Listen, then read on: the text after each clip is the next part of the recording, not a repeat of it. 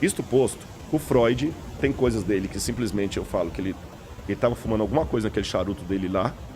Tem coisa que eu acho que não. Pô, o cara, a ideia dele de ego, superego, do id, do inconsciente, sabe? Poxa.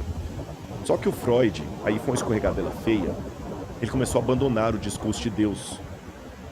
E ele teve 2 ex-discípulos que largaram-no justamente porque ele tirou Deus da equação e a coisa ficou muito estranha. Quem falou que Deus estava morto? Quem Aí foi Nietzsche. Ah, foi Nietzsche, Aí foi né? Nietzsche.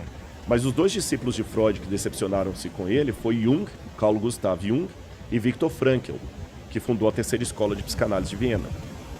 E o Freud dizia que, na verdade, aparentemente Freud até estava certo se eu aplicar agora a situação de Covid. Freud dizia que o que nos diferencia, na verdade, são apenas as convenções sociais.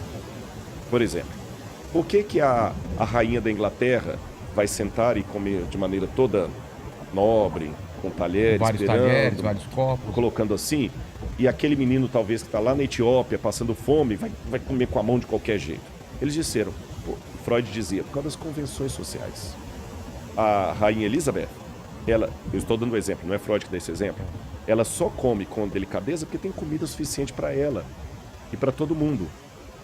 Agora, tire daqueles que estão comendo com delicadeza, especialmente a segurança de vida e o afeto, a única coisa que vai sobrar no ser humano é o lado animal dele.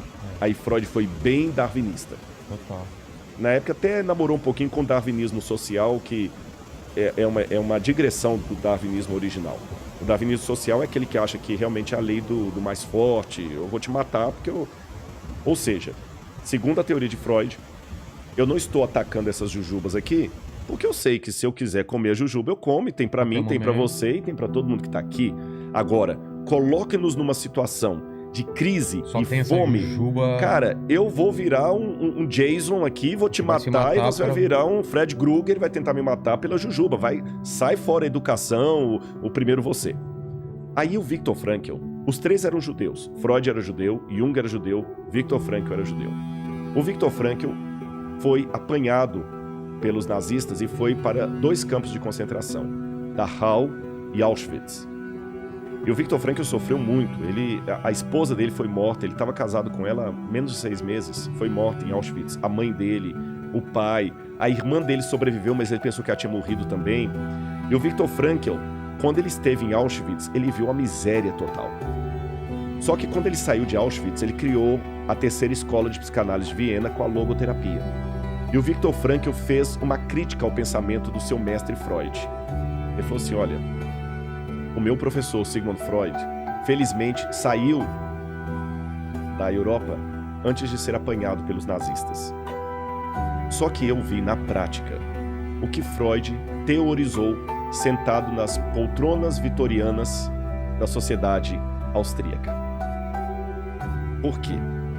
Ele imaginou que, falando agora, eu estou parafraseando Rodrigo, que não havendo balas para todo mundo, eu vou te matar pelas jujubas. Exato. E você vai tentar me matar. No campo de concentração, eu vi na prática o que Freud imaginou que seria. Porque os alemães tiraram tudo de nós judeus. Eles nos matavam a troco de nada.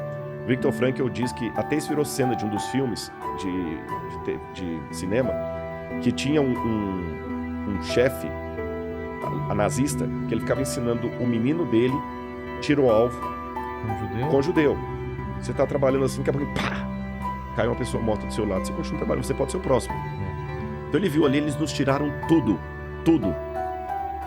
O que Freud falou que iriam tirar, tiraram. O eros, que é a necessidade de afeto, e o thanatos, que é a necessidade de sobrevivência. Alguns colegas judeus cumpriram exatamente o que a teoria de Freud havia previsto. Eu vi judeus clássicos se prostituindo para ter um pedaço de pão a mais no café da manhã.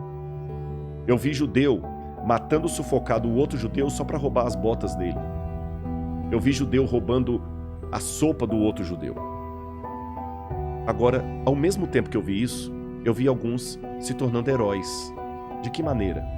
Eu vi um judeu dando a única sopa que ele tinha para um outro que estava mais debilitado comer e ele mesmo ficou com fome. Eu vi judeu tirando o sapato dele e ficando com os pés congelados para aquecer o pé do outro que estava com perigo de uma gangrena. Eu vi judeus se sacrificando para salvar judeus.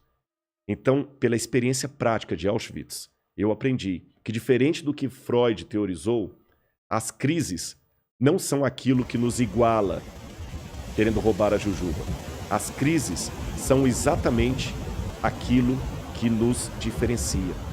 Porque no momento da crise, alguns se tornam santos e outros se tornam porcos. Cara, que fantástico.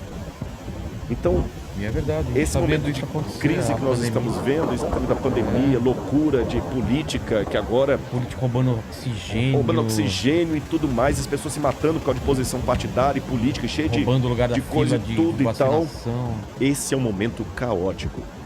Mas não quero ser necessariamente pessimista, nem ingenuamente otimista, mas de maneira fria e racionalista. Eu diria para você que, bom, é nesse momento que talvez nós vamos ter uma divisória d'águas da humanidade, produzindo novos heróis. E, citando, parafraseando o Viktor Frankl, alguns de nós se tornarão santos, outros se tornarão porcos. Não posso julgar quem é quem, eu tenho que preocupar que tipo de personagem eu me tornarei diante da crise.